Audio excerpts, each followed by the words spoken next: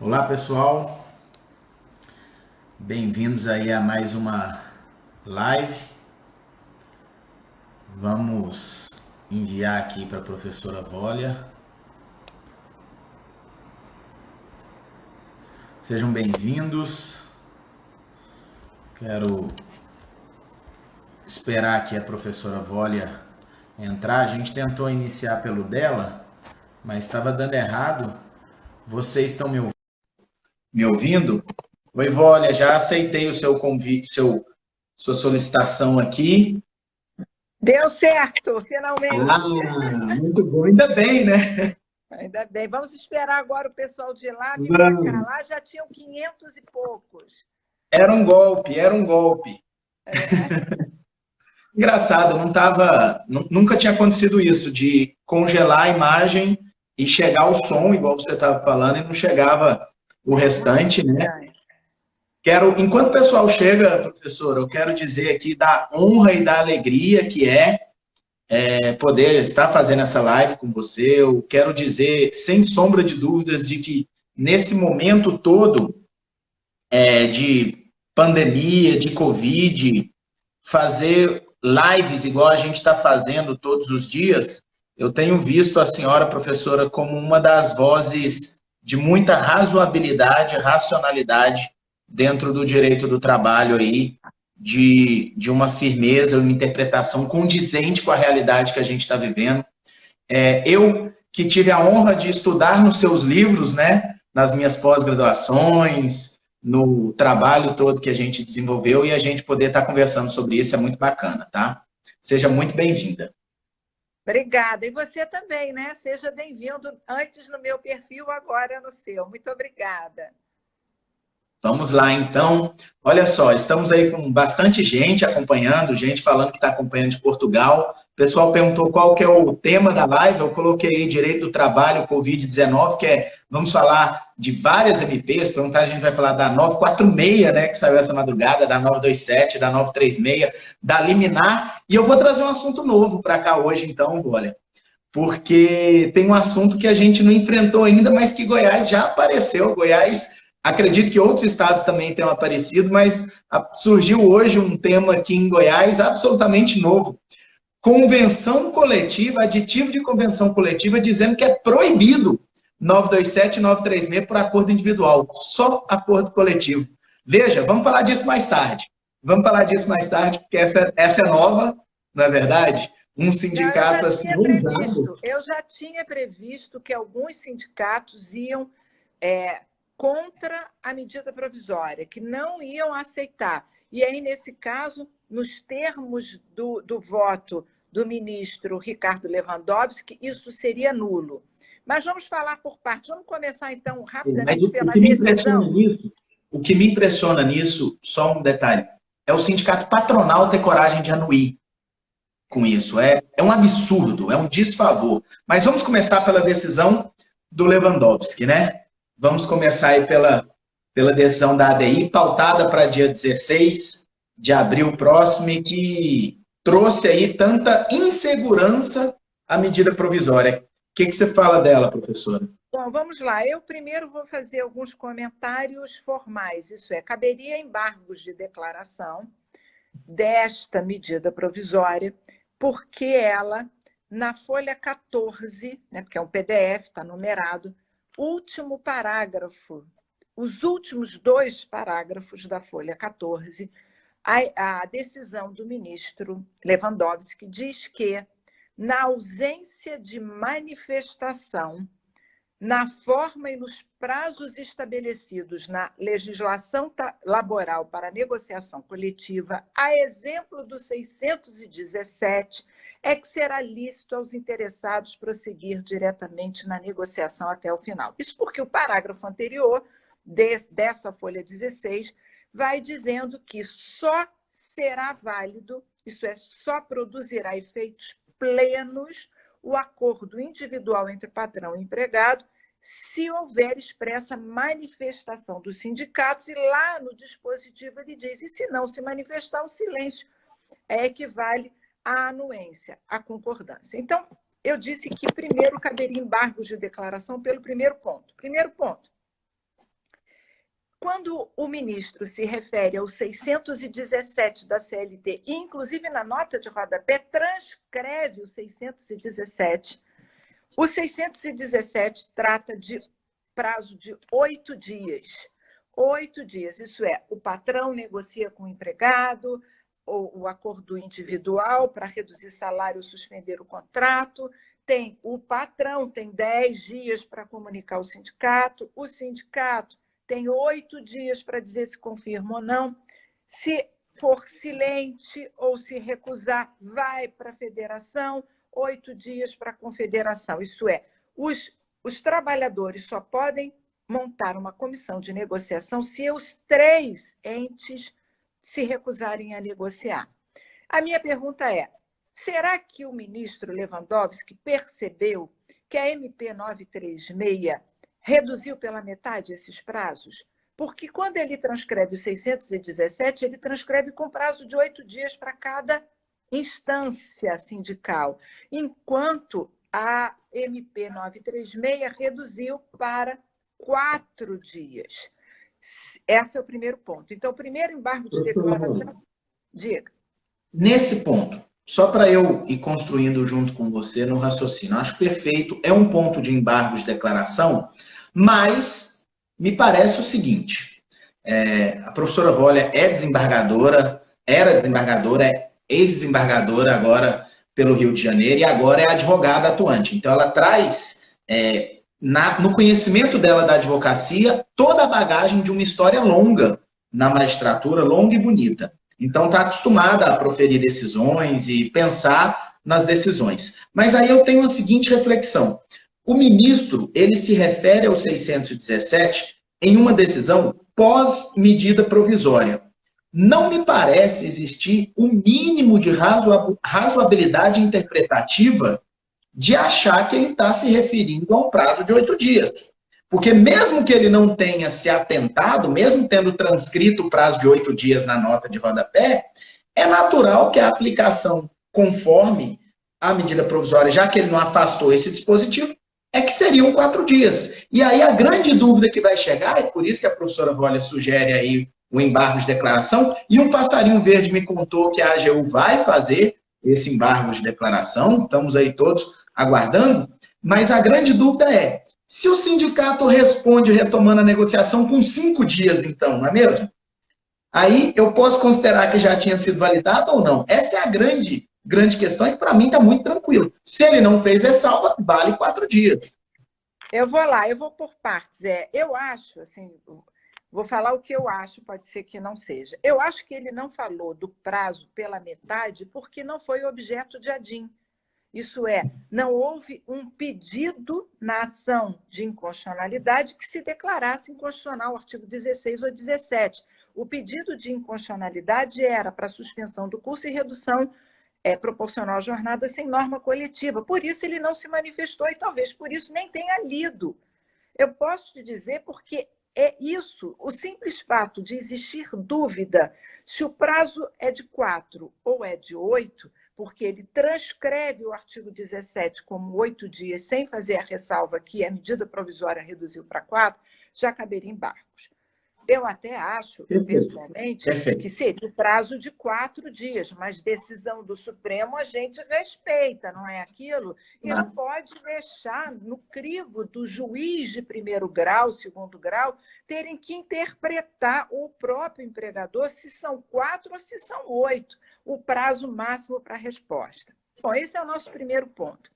O segundo ponto que eu acho que mereceria embargos de declaração, e eu acho que antes do julgamento dos embargos vai cair essa liminar, porque já anteciparam a pauta e tiraram do plenário virtual para ir para a sessão virtual, o que demonstra divergência, porque vai ter debate, é que o ministro não disse, mas eu acho que acabou adotando, mas só vou cutucar, se dentro desse balaio, isso é, dentro dessa interpretação conforme, estão os domésticos.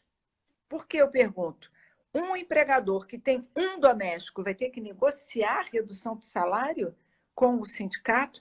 Há vários municípios que não têm sindicato dos domésticos. Até hoje não existe sindicato dos empregadores domésticos, só há sindicatos de empregados domésticos. Eles podem negociar coletivamente como cada patrão doméstico poderá fazê-lo. Os sindicatos... Bom, essa é a primeira. 2, os hipersuficientes também estão nesse balaio.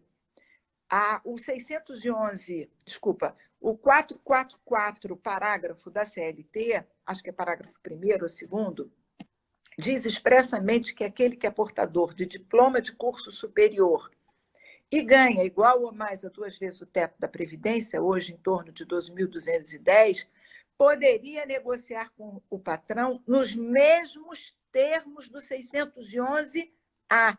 E entre os itens do 611-A está a redução de salário e de jornada.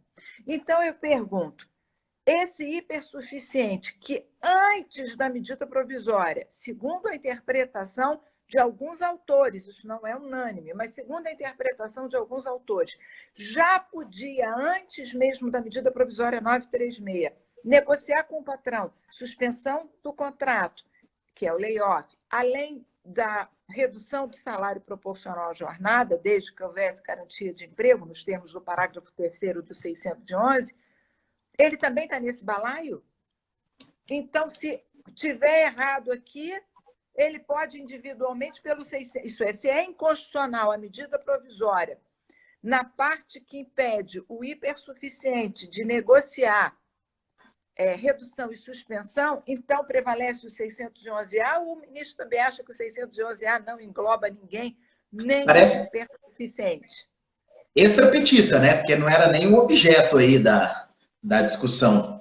Não era nem o objeto da ADI a hipersuficiência, se a gente assim pode dizer, né? Seria, no mínimo, extra petita. Uma decisão, com todo respeito ao ministro Lewandowski, na minha opinião, uma decisão que veio para escurecer ainda mais uma situação, de fato, que já não estava clara, né, professora Rosa? Parece que ele veio dificultar a compreensão e interpretação daquilo que já vinha sendo difícil para todo mundo. Verdade. Tirando essas partes formais, né, que, sob o meu ponto de vista, caberia embargos de declaração, eu ainda perguntaria nos embargos de declaração como o patrão vai notificar os sindicatos que não disponibilizaram telefone, e-mail e o contato, que é o telefone, é o fixo que está na sede, que está fechada por conta do isolamento. Você encontra diversos sindicatos, é só entrar no site, e a gente faz, sei lá, 60, 80 iniciais por semana no escritório. Muitas vezes a gente tem que acessar o site dos sindicatos para baixar as normas coletivas. Muitos não têm nenhum contato, salvo aqueles espaços que você escreve seu nome, o assunto, o seu e-mail e envia, mas que nunca tem resposta nenhuma. Então, vale o telegrama enviado com recusa porque não tinha ninguém, estava fechado, isso é, a pessoa nem recebeu? O telefone não é disponibilizado. E se houver impossibilidade de comunicar, exatamente porque estamos vivenciando uma época de pandemia. Então, essas são as críticas formais, que são 3 pontos. Quem são os abrangidos pela inconstitucionalidade? São todos os empregados da CLT, mesmo os hipersuficientes. 2, se de fato o prazo é de 4 dias ou de 8 dias. E 3, como é que o empregador vai agir na impossibilidade de comunicar o sindicato neste momento difícil. Quer falar? Perfeito, professor. Eu ratifico, acho que nesse aspecto formal, acho que nós estamos todos aí na mesma página nesse sentido, numa liminar que não vejo motivos para subsistir, e aí a gente entra no debate de mérito, né, dessa constitucionalidade ou inconstitucionalidade, esse momento, para depois eu acho que a gente falar alguns aspectos práticos aí para os empregadores e para todo mundo, né? Então, com relação aos aspectos formais, eu me permito fazer de suas palavras as minhas, eu não tenho nada a acrescentar nesse sentido. Mas eu gostaria de falar um pouquinho do mérito aí sobre a constitucionalidade da MP 936. E nós já conhecemos, viemos falando, estamos conversando com várias pessoas a respeito do mérito disso. Ontem, inclusive, a senhora fez uma live incrível com o professor Bezerra Leite, uma live eu assisti, gostei muito. O professor Bezerra Leite está com uma ideia bastante diferente aí. Eu concordo mais com a senhora do que com o professor Bezerra Leite, com todo respeito, admiração e carinho que temos por ele, né? Mas nesse momento a gente percebe um debate muito grande da constitucionalidade. E eu gostaria de trazer um argumento que eu trouxe na live ontem que eu fiz com o professor Pamplona, e que eu estou até terminando de escrever sobre isso com o professor Yuri, e hoje o Calvé até publicou um rascunhozinho sobre o tema no Conjur, que é a análise dessa constitucionalidade ou não aí do artigo 7º, que fala sobre a irredutibilidade salarial, salvo por negociação, ou convenção, ou acordo coletivo de trabalho, né? Primeiro, não tem jeito de a gente começar esse assunto sem questionar se é que estamos, de fato, tendo uma redução salarial. Essa é a primeira análise para a gente poder pensar. Afinal de contas, o que está havendo, no meu entender, é uma redução de jornada. E, proporcionalmente a essa redução de jornada, a gente tem uma redução de salário. Algo que até o Tribunal Superior do Trabalho já validou em situações diferentes, como os professores, quando as universidades têm redução de número de alunos, né? A universidade reduz o número de alunos e o TST valida, dizendo que é lista a proporcionalidade da redução de número de horas. Jamais de hora-aula, mas de número de horas do professor. Agora, olha, para tentar acrescentar um argumento nesse pensamento que nós estamos tendo a respeito disso, me parece que é um encaixe perfeito da teoria da derrotabilidade das normas, né? Nós temos uma norma constitucional pensada, prevista pelo legislador constituinte, que vem agora a ser aplicada, que formalmente atinge todos os requisitos legais para sua aplicação, se a gente for parar para pensar, mas numa condição social e de fato que não foi pensada pelo legislador. E quando a gente puxa essa doutrina alemã, lá de Hard, a gente tem uma aplicação, não é novidade essa tese, não estou inventando a roda, o Supremo Tribunal Federal fala sobre isso, os tribunais do trabalho também falam sobre isso, mas me parece que a gente está diante de uma aplicação perfeita da teoria da derrotabilidade das normas, porque a gente tem uma necessidade de negociação coletiva impraticável no momento de pandemia, isolamento social e calamidade pública reconhecida por lei. Não me parece minimamente razoável falar em negociação coletiva nesse momento.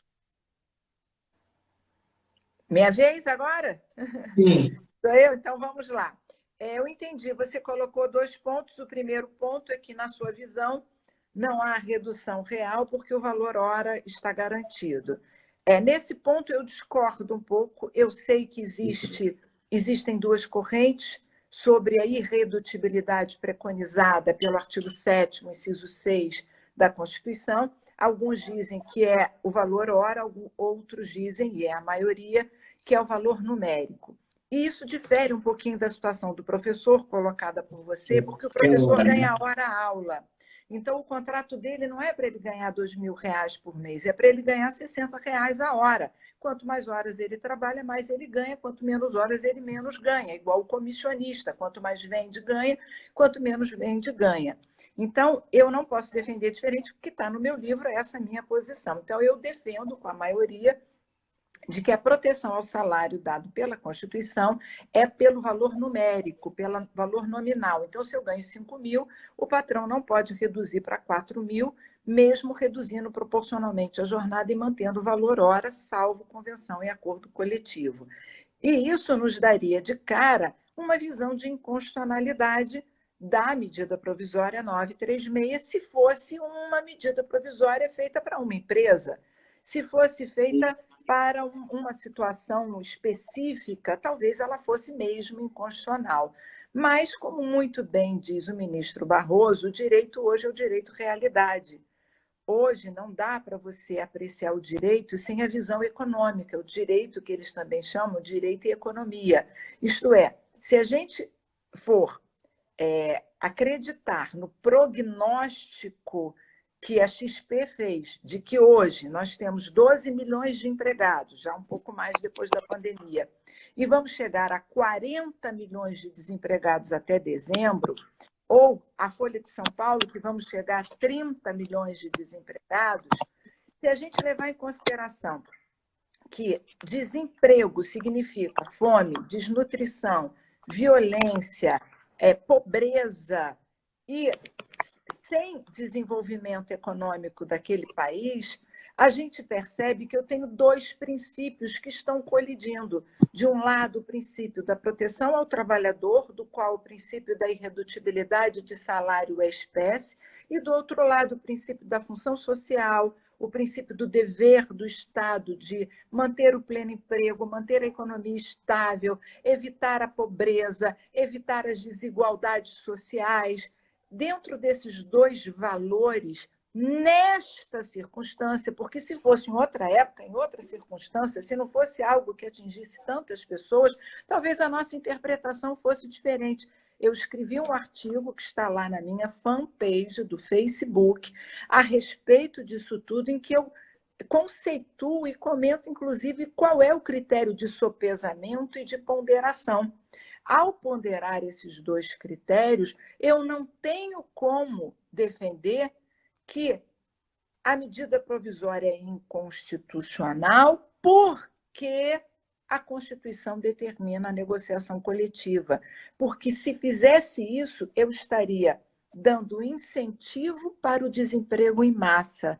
Se eu estivesse adotando uma medida mais próxima a um desses princípios e valores, eu estaria afastando, porque a colisão de princípios, um prepondera sobre o outro.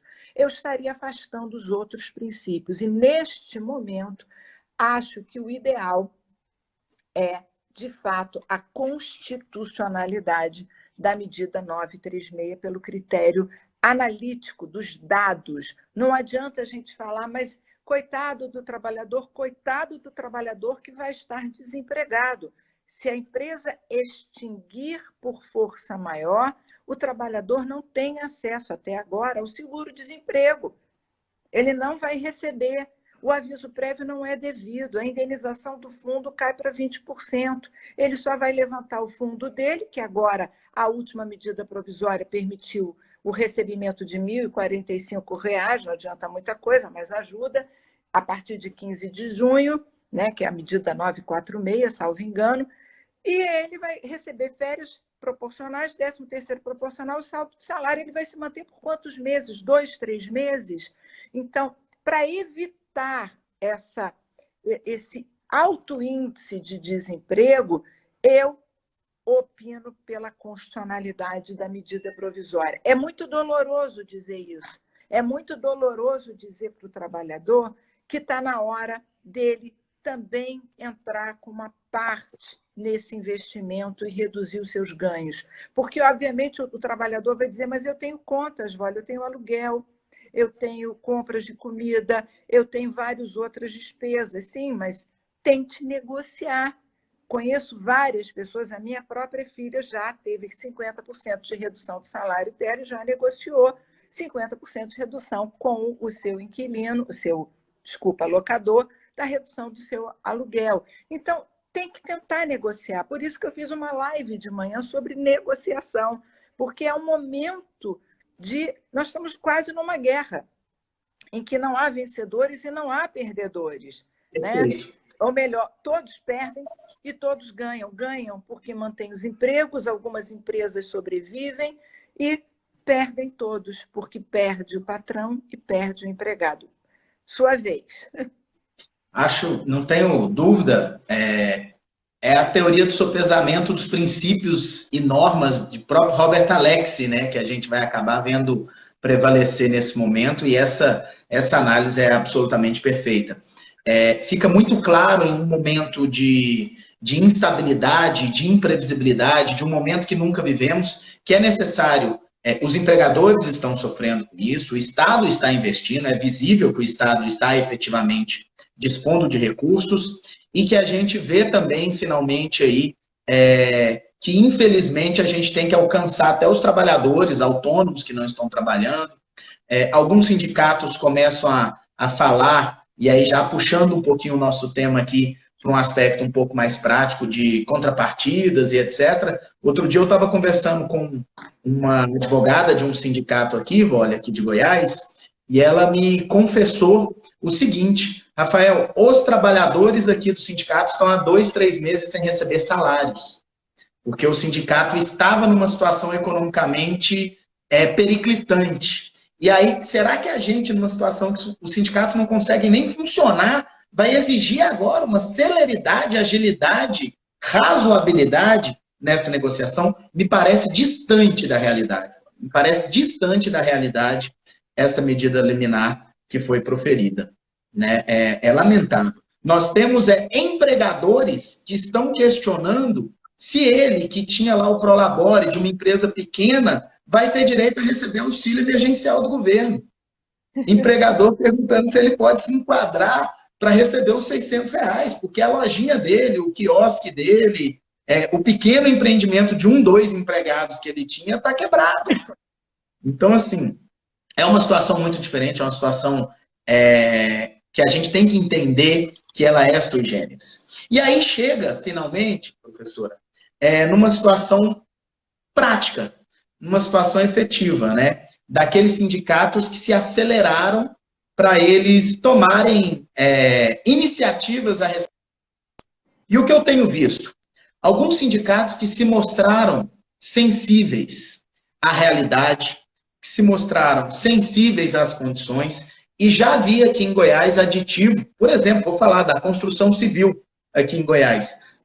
Fizeram aditivo, já recebi ela assinada hoje, validando a MP e dizendo, se quiser fazer, as empresas dos garçons do Rio também. Maravilha, porque o que eles fizeram? Simplesmente falaram, está validado. Basta agora fazer, hotéis, restaurante aqui em Goiás também, basta agora fazer um termo individual. Gente, fizeram até o favor de colocar em anexo um modelo para os empresários. Olha que sindicato consciente, né? Um sindicato que sabe deles mostrarem proatividade. Mas, em contrapartida, tem um vídeo circulando de um empresário, eu postei só para os amigos, mas aqui eu vou falar, em que ele foi tentar negociar com o sindicato. Você já recebeu também? O sindicato cobrou 340 por empregado que tivesse o contrato suspenso ou reduzido. Não para o empregado, para ele, sindicato. Ele, sindicato, está cobrando um dinheiro para negociar. Infelizmente, nós ainda temos sindicatos que se recusam a negociar, ou porque não concordam, ou porque são extremamente protecionistas ao trabalhador, então ideologicamente não concordam com a medida, ou porque querem outra contrapartida, ou financeira ou de associação, de associados. Olha só, tem um sindicato de uma categoria, das maiores categorias aqui em Goiás, e eu vou falar, não é segredo, o documento está público, né? Sindicato do Comércio. Veja, comércio, gente, quem está sofrendo mais. Foram os primeiros a fechar, é quem está gritando por socorro.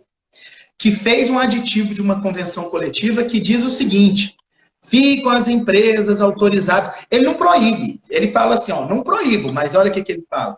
Ficam as empresas autorizadas a suspender, e fala a mesma coisa na redução, via acordo coletivo de trabalho. E aí eles falam, não, a gente não cobra nada, mas esse sindicato tem uma série de coisas que são cobradas, e sem entrar no mérito disso, eles chegam a ter uma cláusula dizendo que o associado, quem não é associado e quem não está contribuindo, não alcança a ele as benesses da convenção coletiva, benefícios de pagamento compulsório. Aqui tem também. Benefícios de pagamento compulsório, que não são chamados de taxa de contribuição sindical, mas, enfim, independente disso, eles colocam. Sabe qual vai ser o resultado disso, Rafael? Provavelmente a gente vai ter, finalmente, uma emenda constitucional trazendo a pluralidade de sindicatos. Por quê? Porque eles estão demonstrando, é claro que há uma minoria excelente, há o meio termo, aqueles que não negociam tanto, mas ainda negociam, mas há ainda uma minoria que é isso, ele quer o cambalacho, ele quer a troca em dinheiro para ele, sindicato. Isso vai ser o estopim, eles estão se fragelando, eles estão se explodindo, eles vão se matar com isso. Daqui a pouco nós teremos uma emenda constitucional com a pluralidade sindical. Não duvido que isso aconteça daqui a pouco. E eu fico me perguntando como um sindicato patronal, olha, assina isso junto. Não sei. É isso que eu fico me perguntando. Bom, vamos falar... Mas me diga da legalidade, vamos, do ponto de vista técnico, da legalidade. O instrumento coletivo... só da legalidade. Um instrumento coletivo que determina que só por acordo coletivo, considerando que a gente tem a prevalência do negociado sobre o legislado, independente de medida liminar. Pensando na MP 936, que fala que pode acordo individual, e um instrumento coletivo que fala que não, só acordo coletivo. A gente seria o caso de uma exceção à prevalência do negociado sobre o legislado, ou há de se reconhecer a validade e obedecer ao instrumento coletivo que proíbe fazer por acordo individual? Está perguntando para mim? Bom, se a decisão do ministro Lewandowski cair, porque se não cair, prevalece a norma coletiva. Mas se a decisão do ministro cair, prevalece o artigo 2º da MP 927. A MP 927 diz que agora, nessa época de calamidade pública, baseada no Decreto Legislativo 6, por conta da pandemia do coronavírus, o ajuste individual expresso entre empregado e empregador prevalece, inclusive, sobre a norma coletiva. Também escrevi um artigo sobre isso, que também está lá no meu Facebook. Então, se a liminar do ministro Marco Aurélio prevalecer, o que esse sindicato fez vai estar correto. Só por acordo coletivo o patrão vai morrer, fecha suas portas, demite todo mundo, é um incentivo à dispensa por força maior ou imotivada. Mas se cair, que é o que eu acho que vai acontecer, então, se essa liminar cair, prevalece o artigo 2º da medida provisória 927, que determina o ajuste individual prevalecendo sobre o coletivo. Mas eu acho que a gente pode falar rapidamente da 946, se você não se incomodar. A 946 foi aquela que extinguiu o PIS/PASEP, transferiu dinheiro do PIS/PASEP para o fundo, autorizou trabalhadores com um contrato ativo, isso é vivo, a partir do dia 15 de junho, liberar R$ 1.045 uma única vez. Quem tem contrato inativo, libera o último contrato inativo, o FGTS. Libera menor. Começa a ordem, começando pela conta de menor valor. Começando, tem várias, né? Se ele tem vários pedidos de demissão, a conta de menor valor ele libera primeiro. E a discussão que se fez, né, pelo menos hoje de manhã, eu já acordei ligando para um monte de gente para perguntar, para saber, era se pode uma medida provisória revogar uma lei complementar, porque o PIS é criado por lei complementar e foi criado lá nos anos 60 e 70. E a resposta foi, apesar do artigo 62, acho que parágrafo 2º, inciso 3 da Constituição, proibir a medida provisória de dispor, criar matéria que é reservada e complementar, a medida provisória não pode fazer isso. Mas, neste caso, a Constituição de 88, em nenhum momento, reservou a questão do PIS, isso é, de contribuições sociais, já que o PIS é espécie do gênero contribuição social, a lei complementar. Isso é, não há um artigo dizendo só por lei complementar poderá ser criada uma contribuição social. Então, a conclusão que se chega, até por decisões anteriores do próprio Supremo Tribunal Federal, é que a Lei Complementar 7 de 70, que é a lei que criou o PIS/PASEP, salvo engano, ela é formalmente lei complementar 77 de 70, 75, né, de 70. Ela é formalmente uma lei complementar, mas materialmente uma lei ordinária.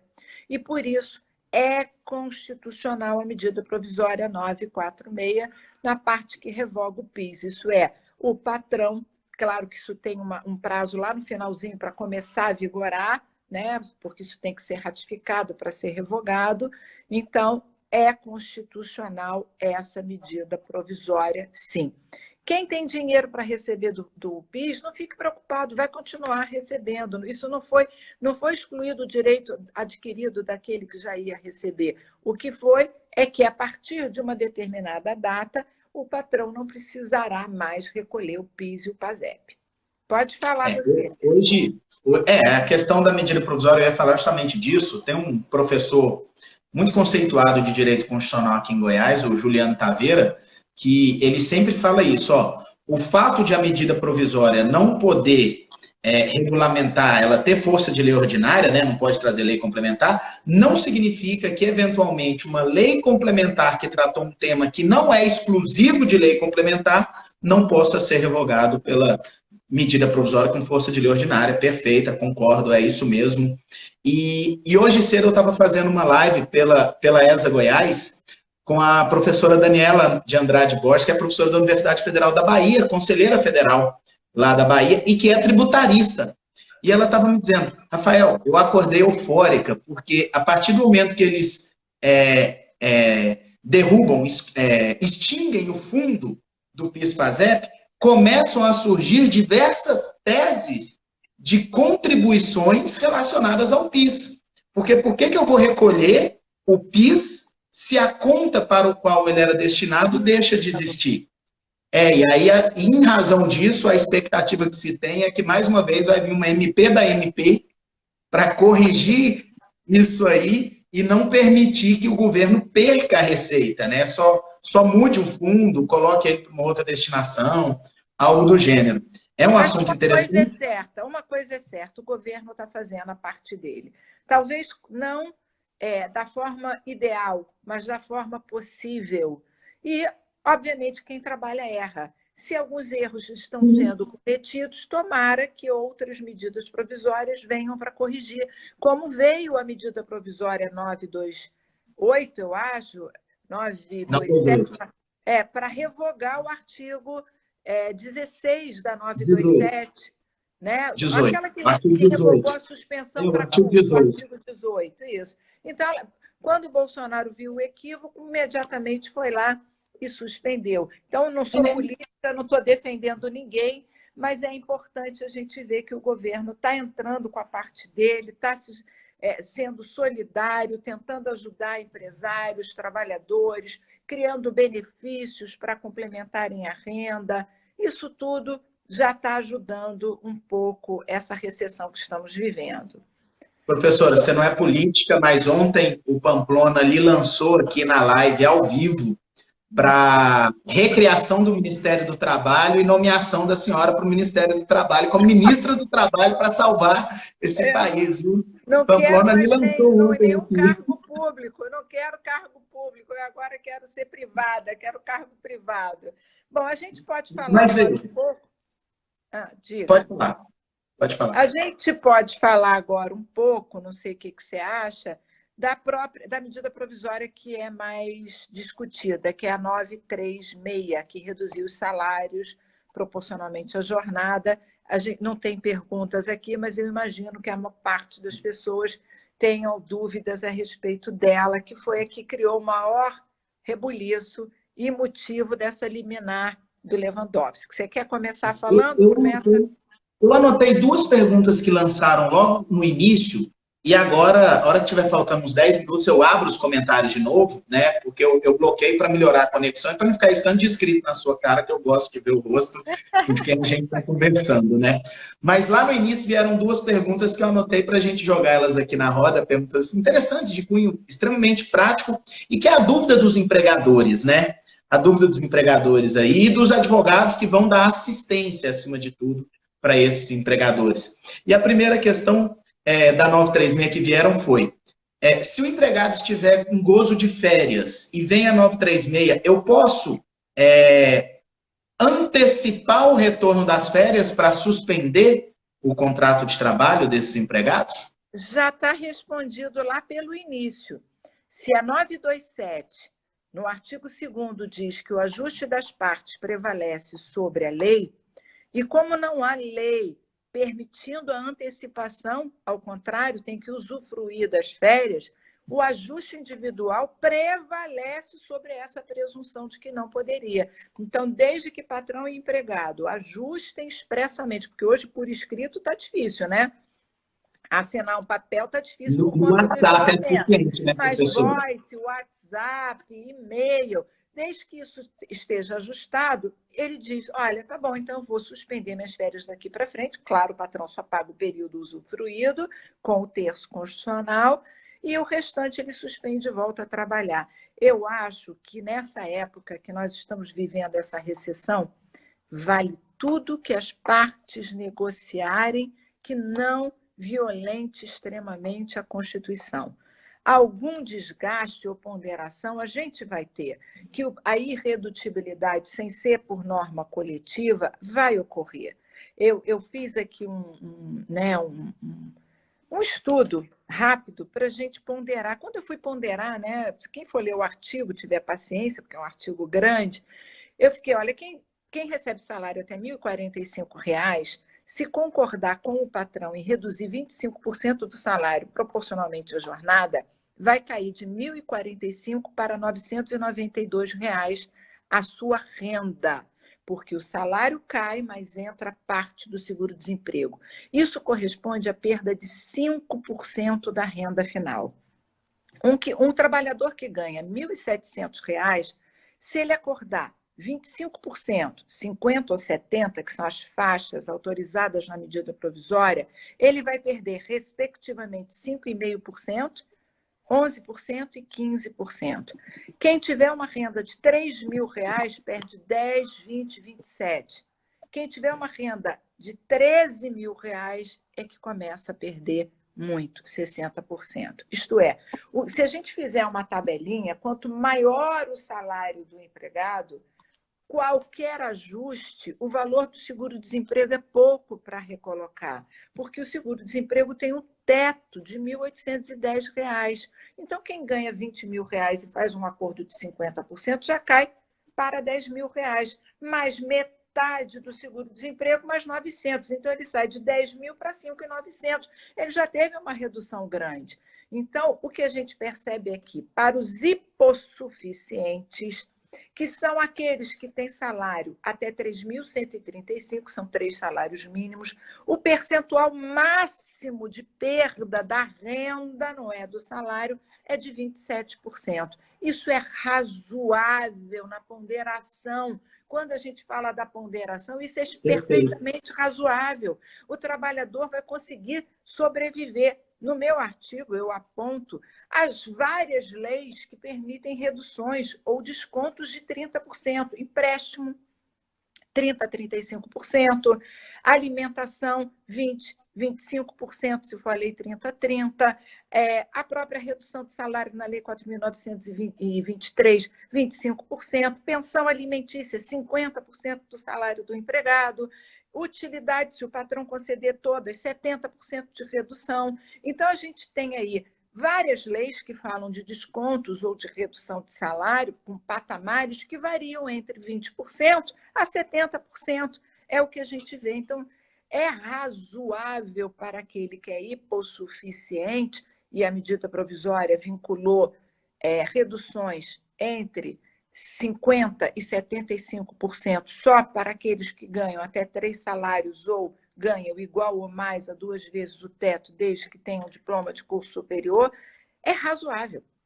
Então, essa é exatamente nesse ponto. Não adianta a gente dizer, não, direito fundamental, deixa a empresa acabar, o trabalhador ele não pode perder nada. Vamos ver quanto ele está perdendo, vamos ver se é uma perda substancial.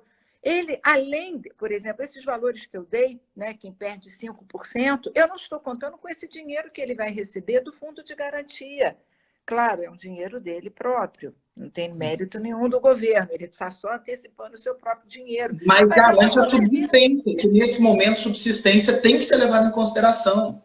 Perfeito, perfeito. Só lembro que, para quem pensar diferente, a lei do avulso, trabalhador avulso, que não é empregado, na verdade nem é a lei do Fundo de Garantia, a lei 8.036, que é a lei do FGTS, determina que o avulso que ficar sem trabalho por 90 dias, apesar de ser registrado ou cadastrado, ele levanta o fundo. Então, já há mecanismos na legislação, como é o caso do avulso, que não é empregado, para que ele, no período de inatividade, no desespero, possa se socorrer ao que é dele, que é o dinheiro dele. FGTS nada mais é do que o salário do empregado de forma diferida para o futuro. Então, essa medida do governo foi excelente. É claro que se você me perguntasse, eu diria, por que não 1.045 por mês por até 3 meses? Por que não R$ 3.000? Eu acho que poderia ser um valor maior, mas é difícil dizer porque eu não tenho essas contas. Eu não sei quanto ele está entrando com esse BEPER, esse benefício emergencial de proteção ao emprego à renda. Eu sei que, segundo os jornais, o dinheiro do PIS corresponde a 21 bilhões de reais e isso vai socorrer o FGTS. Por isso que houve essa extinção para remanejar o dinheiro do PIS para o FGTS. São contas inativas. Gente que tem dinheiro a receber o PIS que nunca recebeu. O montante é de 21 bilhões de reais. Então, o governo está tirando daqui, colocando aqui. Eu estou impressionada com essa boa vontade do governo de tentar Sim. acolher a população, empresários e empregados, neste momento difícil. Perfeito, professora. Sempre muito bem pontuado, ponderada. Eu, desde antes da MP 927, já vinha defendendo flexibilização de prazo de férias, de convocação, isso tudo. Eu acho que o contexto já justificava isso, e aí a 927 veio demonstrar e ratificar. Nesse momento, a palavra de ordem é bom senso. Bom senso, né? Bom senso de todo mundo envolvido. Professora, eu vou ativar os comentários. Vou ativar os comentários. Mas eu quero fazer uma pergunta. A MP 936 fala que a suspensão pode ser de 60 dias, sendo 2 períodos de 30. A pergunta de todos aí para verificar a posição da senhora. Ficando suspenso e daqui 15 dias autorizando voltar ao funcionamento, a empresa pode encerrar a suspensão antes de 30 dias? Como é que ficam esses pagamentos? Mesma resposta. Ajuste entre as partes. O que não pode é fraudar o governo. O período que ficou suspenso, se for de 30 dias cheios, ele recebe uma vez aquele valor do benefício.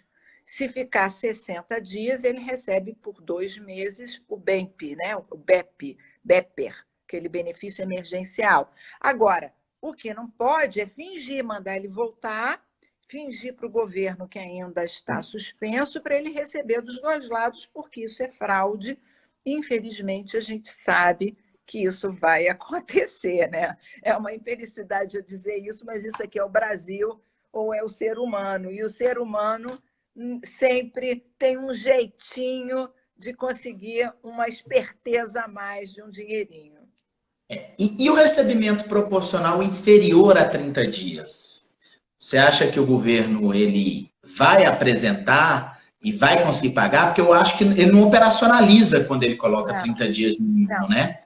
O que eu acho é assim, existe uma fórmula lá embaixo, na medida provisória 936, que diz que se as partes quiserem ajustar fora daqueles padrões 25, 50 e 75, fora daqueles padrões, né, até 3 meses, etc., deve ser a norma coletiva, que deve disciplinar. Neste caso, se ele ficar só 20 dias com o contrato suspenso, eu não sei se o governo tem como calcular este percentual que ele vai receber do seguro-desemprego, né, do BEPER, que tem base no seguro-desemprego. Por isso é que eu aconselharia, nestes casos, ter a ratificação do sindicato e notificar o governo. Agora, se o governo vai pagar ou não, eu não sei como vai ser. Eu sei que já está regulamentado o site, não sei se você viu, eu tive a oportunidade de olhar, então pode ser sim. A pergunta é do aprendiz. Gente, aprendiz é empregado. Então, para o aprendiz, se aplica todas as regras que estão na MP. A dúvida do aprendiz não é porque ele é o aprendiz, mas sim porque é um contrato por prazo determinado. eu diria que é até mais difícil o aprendiz, mais difícil que a situação do aprendiz é a situação da gestante, do temporário, a situação do contrato de experiência. Por quê? Porque vamos dizer que eu tenho um empregado que eu contratei para trabalhar 3 meses. Se eu suspender o contrato dele por 2, ele tem estabilidade por mais 2. E essa estabilidade significa dizer que esse contrato determinado vai virar indeterminado. E a pergunta é, isso atinge também o aprendiz. Como é que o aprendiz pode virar indeterminado se a própria lei diz que é determinado, que rompe pela idade ou porque ele acabou o curso? A mesma coisa é a gestante. Ela vai ter lá a estabilidade dela, eu, então, suspendo ou reduzo o salário dela, ela vai ter 2 meses. Se esses 2 meses a mais ou 3 meses a mais de estabilidade estiver embutido na dela, problema nenhum. O problema é ir além da dela. Então, as questões são, como é que eu faço um contrato de experiência? Acho que todos vão virar indeterminados e a única situação que eu acho difícil é realmente a questão do temporário, da Lei 6.019, porque ele vai ficar alocado no tomador 30 dias. Se nesses 30 dias ou 60 dias eu fizer uma redução de salário, eu não tenho como dar garantia de emprego. Aliás, o próprio TST fazendo um distinguishing, lembra disso? Da súmula 244 e da 396, entendeu que para o temporário não se aplica a estabilidade da gestante, porque é um contrato determinado versus estabilidade. Então, eu acho que a gente pode fazer a mesma flexibilização para aqueles trabalhadores terceirizados pela Lei 6.019, em que há prazo certo. Porque os outros contratos determinados, essa estabilidade, se for além do termo final, vai transformar esse contrato em indeterminado. Mas isso não pode acontecer com o temporário da Lei 6.019. Professora, a gente tem 2 minutos antes do Instagram nos derrubar. Tem muita gente perguntando onde acessa seus artigos, seus cursos. Eu gostaria que você dissesse aí para o pessoal que quem ainda não está seguindo a professora Volha, gente, sigam a professora Volha. O Instagram, o Facebook, o LinkedIn dela são incríveis, tem muito conteúdo. É uma professora das mais festejadas, a gente pode dizer. Eu gostaria que você falasse um pouquinho aí de onde acessar os seus cursos, os seus canais. Fala para todo mundo, por favor, professor. Tá bom. Primeiro, eu quero agradecer a oportunidade do Rafael, da gente estar debatendo esses assuntos, né? Eu, pela 1000ª vez, eu acho que você também, Rafael. Os meus artigos estão...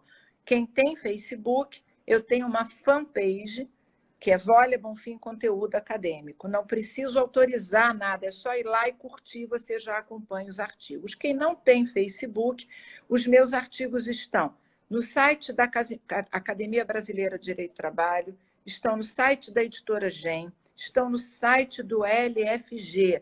Então, há vários lugares onde os meus artigos já foram postados. Os 2, na verdade, são 3 artigos. Um antes da primeira MP 927, todas as medidas que poderia ser feito, em que eu já vinha sugerindo flexibilização de vários. O depois comentando a 927 e depois comentando a 936. E o meu Instagram, vocês estão aí, é Volha Bonfim. Assim como o meu LinkedIn, o meu Periscope, todas as minhas redes sociais são Volha Bonfim. Bonfim com M de Maria antes do F. Agora é sua vez de despedir. Gente, vai cair daqui a pouco. Beijo para vocês. Vai lá, Rafa. Obrigado, quero agradecer todo mundo, a audiência muito bacana, muita gente presente. A gente manteve uma média aí de 800, chegamos a mais de 900 pessoas. O objetivo que a gente faz aqui é, como professores, acima de tudo, estar tentando compartilhar e aprender junto uns com os outros, refletir sobre isso, amadurecer nesse assunto. Quero me deixar à disposição daqueles que são advogados e advogadas, não só como professor de Direito do Trabalho, mas no próprio Conselho Federal da OAB, um trabalho que a gente faz em prol da advocacia, para a Advocacia de Goiás, por meio da Escola Superior de Advocacia. Agradecer muito, professora Volha, por estar aqui. Amanhã, tenho certeza que você tem outras lives também. A gente vai ter outras aqui. 11 horas você vai falar com quem? Vou falar com a FEComércio Minas Gerais, também no Instagram deles, da FEComércio Minas Gerais. Vou assistir. Amanhã, às 17 horas, de novo, eu vou estar aqui com o seu confrade de academia, o Bento Herculano. A gente vai estar aqui conversando. Vou estar segunda com o Bento. Segunda-feira sou eu e Bento. Tá, amanhã sou eu e Bento, a gente vai trocar uma ideia sobre isso também. Professora, gratidão, beijo no coração, um abraço para o Fernando. Deus abençoe a família, se cuide. Obrigada. Vocês também, meninos, se cuidem, isolamento social e álcool gel. Beijos. Tchau, tchau.